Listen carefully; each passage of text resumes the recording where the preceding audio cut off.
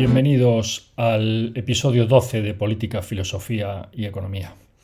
Hoy comentaremos brevemente las 5 noticias a nuestro entender más destacables de la jornada y no profundizaremos en ningún tema monográfico. Las primeras 2 noticias serán de contenido político, las 2 siguientes con un perfil económico y la última tiene que ver con Europa y algo que nos afectará a todos en España. Bueno, empezamos con la primera política, que es, como sabréis la mayoría de vosotros, que hoy miércoles suele ser el día de plenos en el Congreso. Hay un pleno un poco extraordinario en el sentido de que el Gobierno presenta para su aprobación 3 reales decretos ómnibus, es decir, en cada uno de ellos incorpora diferentes leyes y propuestas para que el Congreso lo apruebe o para que se voten. Este tema es importante por varias razones. Fundamentalmente, yo diría que por 3 razones que me gustaría comentar con vosotros. La primera, que quiénes son las personas fuertes, en quiénes van a ser, digamos, las 2 riendas, los 2 pilares en los que pensamos que se va a apoyar Sánchez en esta legislatura. Pues de momento, tal como ha empezado, y no teníamos muchas dudas, pero se confirma que las personas fuertes de Sánchez son, por un lado, Bolaños, y por otro lado María Jesús Montero, un hombre y una mujer, y de hecho han sido ellos 2 los que han presentado al Congreso los 3 reales decretos. Por tanto, confirmado que Bolaños y María Jesús Montero son las personas fuertes, o serán los portavoces y los 2 brazos derecho e izquierdo de Sánchez.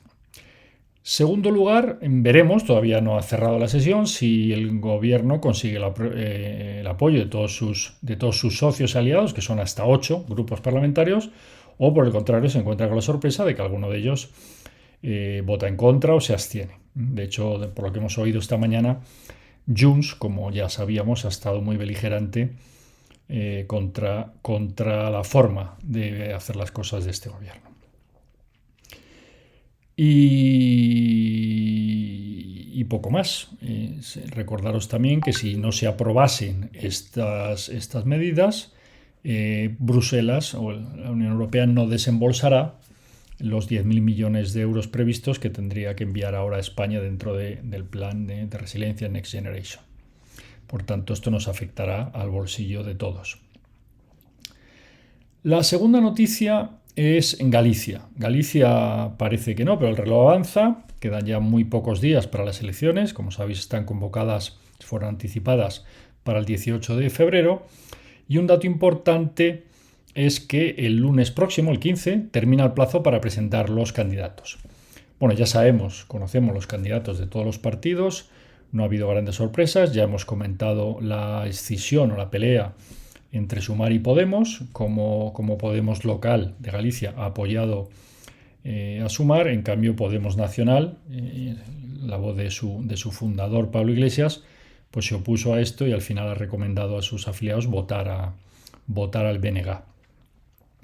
Bien, Vox a estas horas sigue sin candidato, a pesar de que su presidente Abascal, en rueda de prensa extraordinaria el lunes, donde sí tuvo tiempo de anunciar que ha convocado una asamblea general también extraordinaria para el 27 de enero para proponer una votación a la nueva junta directiva, dijo Abascal que seguramente ese mismo día, lunes por la tarde, tendrían una comisión ejecutiva nacional, el CEN, y aprobarían la candidatura de Galicia. Bueno, la realidad es que a fecha en estos momentos seguimos sin noticias de Vox para Galicia y quedan 3 días. Por lo demás, las encuestas que nos van llegando y que todos conoceréis seguramente, no hay sorpresas. El PP ganará seguro las elecciones. La única duda es si ganará con mayoría absoluta clara, que serían 42, 43 diputados, lo que obtuvo Feijóo, con mayoría absoluta justita por los pelos, si llega a los 38 diputados, o si no tiene mayoría absoluta. Si no tuviera mayoría absoluta, parece también evidente que el resto de grupos tienen ya decidido que harán una alianza electoral y nombrarán ellos al presidente de la Junta. Por otro lado, las vascas, ya, simplemente como detalle, añadir a Galicia que todavía no tienen fecha, pero sí están en la boca de todos que se convocarán muy rápidamente. De hecho, todos los partidos han presentado ya sus candidatos y en uno de estos episodios comentaremos en detalle el perfil de cada uno de ellos y las expectativas de voto, etc. El único partido también que sigue todavía sin presentar a nadie en el País Vasco es Vox. Luego comentábamos que teníamos dos noticias económicas a destacar. La primera, por su importancia, la he querido traer aquí, que es el tema de los pellets de plástico, estos que han aparecido en las playas de Galicia, luego ya en las de Asturias, incluso Cantabria. Bueno, ¿de qué se trata? Bueno, aquí hay un problema doble en dos ámbitos. Hay un problema ecológico que puede tener un cierto calado. Este es un caso más de los temas de contaminación de plástico, y algo diremos. Y hay un tema político. El tema político es bastante cómico, por no decir trágico, ¿no?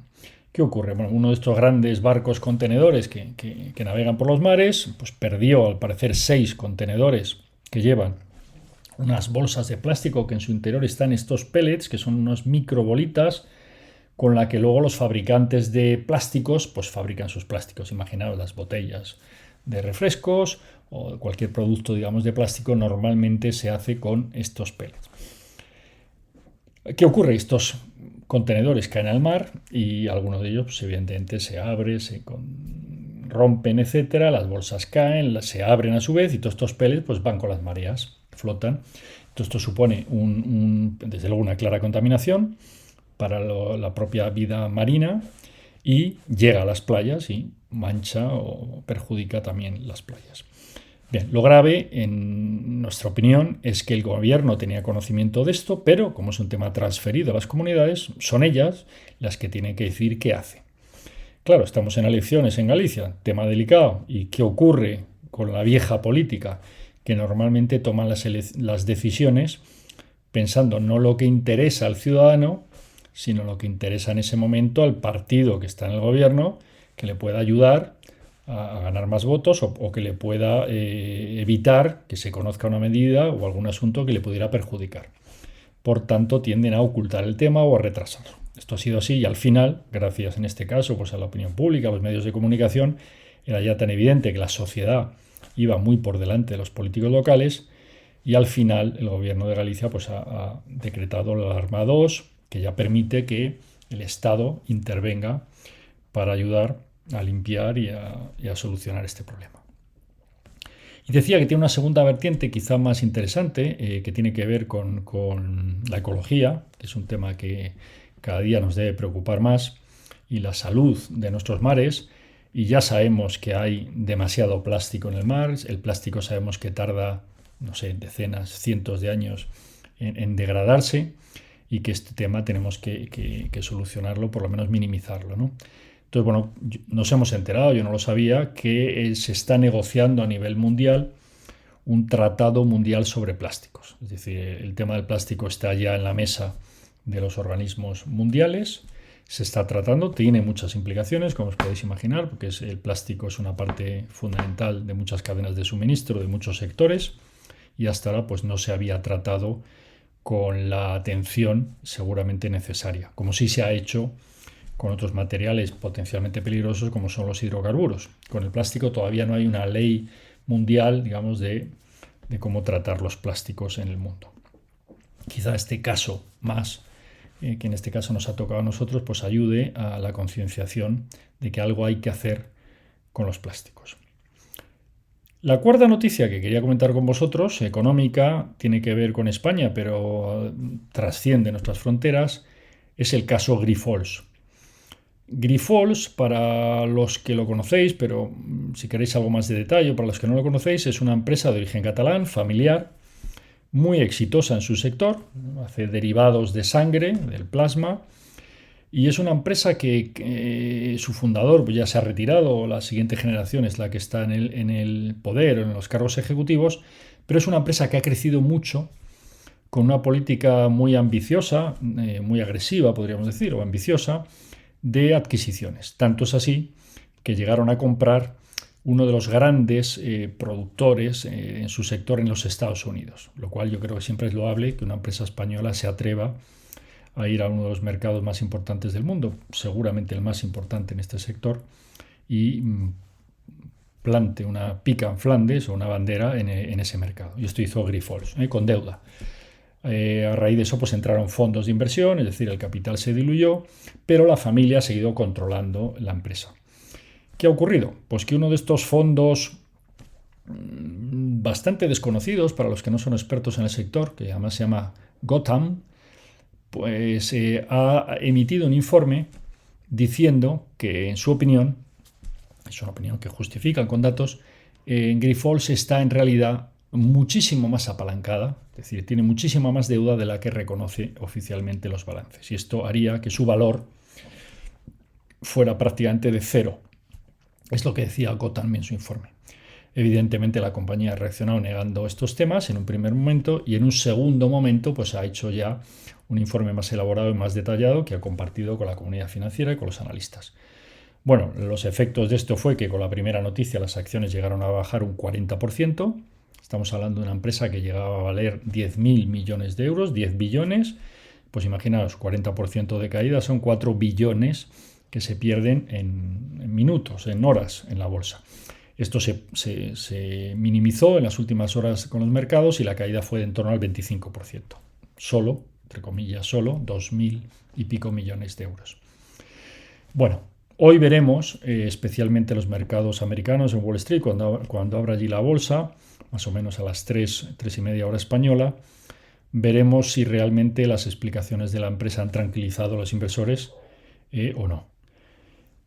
Y por último, la siguiente noticia que quería simplemente anunciar es que hay serios rumores, todavía no está confirmado, pero bueno, de que Mario Draghi podría ser el candidato a ocupar el puesto de presidente del Consejo Europeo. Sabéis que en Europa tenemos como dos grandes figuras, hay una presidencia del Consejo y hay una presidencia de la Comisión Ejecutiva. Sería ahora largo explicar las funciones de cada uno, pero bueno, que sepáis que hay esas dos figuras. En la actualidad el presidente es Charles Michel, ha anunciado que él se va a retirar y por lo tanto va a quedar abierta esa posición. La otra posición es la de la presidenta de la Comisión Ejecutiva, que aquí en España estamos más acostumbrados a conocerla, la famosa Ursula von der Leyen. Bien, Ursula von der Leyen en principio tiene toda la intención de continuar en su puesto, pero Charles Michel no. Comento esto porque hubo rumores, si os acordáis, a los que os gustan estos temas, pues antes de las elecciones, cuando todo el mundo daba por hecho pues que el PSOE iba a perder el gobierno, pues había muchos rumores de que Pedro Sánchez ya lo tenía todo hablado y que se iba a Europa, ¿no? Y que se iba a ocupar el puesto de Úrsula o de Charles Michel o incluso de que se iba a ir a la ONU. Bueno, todo eso pasó, hubo elecciones, el PSOE quedó en segundo lugar, consiguió formar gobierno, inestable, como hemos mencionado hoy. Veremos hoy, de hecho, en el Parlamento será el primer examen de si aprueba o no aprueba. Pero bueno, no parece que nuestro presidente vaya a irse a Europa, por lo menos a corto plazo, porque ya digo que la presidencia del Consejo queda libre, pero ya se habla de Mario Draghi. Y la segunda implicación que me gustaría comentar es que, en mi opinión, creo que sería una buena noticia. Mario Draghi es un hombre, por un lado, italiano, es decir, de la Europa del Sur, que siempre ayuda a compensar los puestos de la Europa del Norte. Von der Leyen, evidentemente, es alemana, Europa del Norte. En Europa siempre se intenta este equilibrio difícil, ¿no?, entre países grandes, países pequeños, países del norte ricos, países del sur menos ricos, receptores de fondos. Italia y España somos los mayores receptores de fondos de esta primera vez que Europa ha consolidado o mancomunado su deuda. Mario Draghi es un hombre muy respetado en el norte por los alemanes cuando estuvo en el Banco Europeo, y muy respetado y muy querido en el sur. Tanto es así que incluso la presidenta italiana le ha pedido que le ayude, que esté, digamos, con este gobierno de Fratelli d'Italia y que le ayude en su política económica como asesor o gurú o consultor, y él lo ha hecho de buen grado para ayudar a Italia. Creo que como españoles sería una buena noticia que Mario Draghi fuera el presidente del Consejo, como ya digo, porque es un hombre de mucho prestigio en la comunidad económica y financiera, independientemente de los colores políticos. Es un hombre respetado por la derecha, respetado por la izquierda, valorado por los países, digamos, duros, los halcones de Europa, y querido, obviamente, por los países del sur, ya que es uno de los nuestros. Y, y con eso terminamos por hoy. Muchas gracias, libre pensadores. Hasta el próximo episodio mañana.